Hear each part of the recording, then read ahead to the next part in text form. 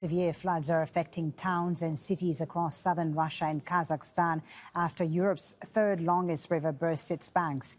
Thousands of people have been forced to flee their homes, often with little warning. The water level of the Ural River in the southern Russian city of Orenburg has reached record highs. Officials say the worst is yet to come in some places. There is currently a very serious flood situation in the city.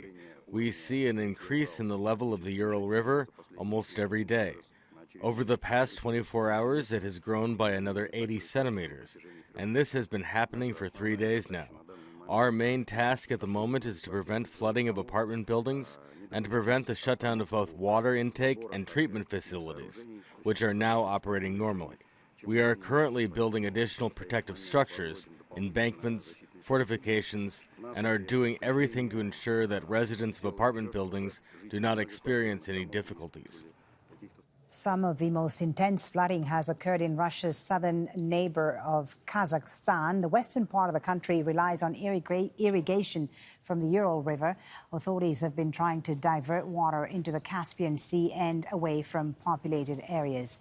Let's bring in Al Jazeera's Yulia Shapovalova, who's in the village of Nezhinka near the hardest hit Russian city of Orengburg. So floodwaters, Yulia, are starting to rise up again. Tell us more about where you are and what the situation is like there. Well, absolutely, Foley. I'm quite overwhelmed because right behind me, a rescue operation to rescue a cow and a calf is ongoing. If I move, my cameraman is able to show you what's going on here. So basically, you are right. The level of the Ural River in Orengburg, where we are, has exceeded the critical level by half a meter, and it continues to rise. The water continues to rise. And we are in a suburb which was one of the first to find itself in the flood zone. The water level here has reached almost 2 meters. In some places, only the roofs of the houses are visible, and the cars were completely flooded. And if we talk about the old town in Orsk, this is the second largest city here, where some residents refuse to evacuate and still remain in some houses. Here, the buildings are completely empty, no people there at all. All of them have left their houses. You can see people sail on boats to pick up their belongings. In the water, you can stumble upon various things. There are floating fridges, microwaves, pieces of furniture.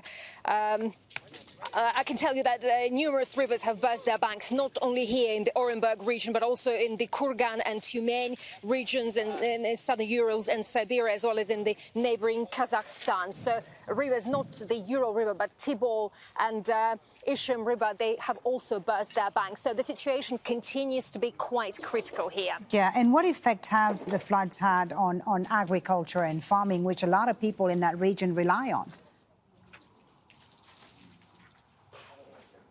Absolutely. The Orenburg region, of course, it is an agricultural region.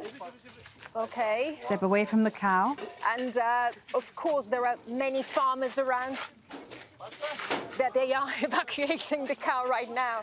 It's a bull, I should tell you. Okay.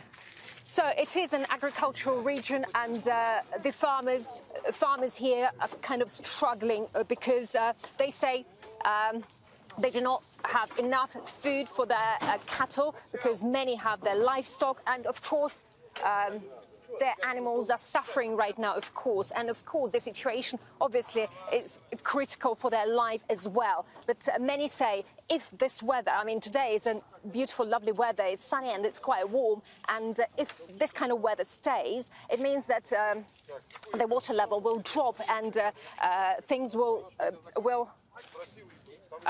of course, things will improve, but we understand even though the water levels drop, and I mean, throughout the region, so many roads have been washed away, and it means that their cattle, their livestock, won't be able to receive their feed. Okay, Yulia, thank you very much for your reporting. Yulia Shapovalova, live for us there near the city of Orenburg in Russia. Make sure to subscribe to our channel to get the latest news from Al Jazeera.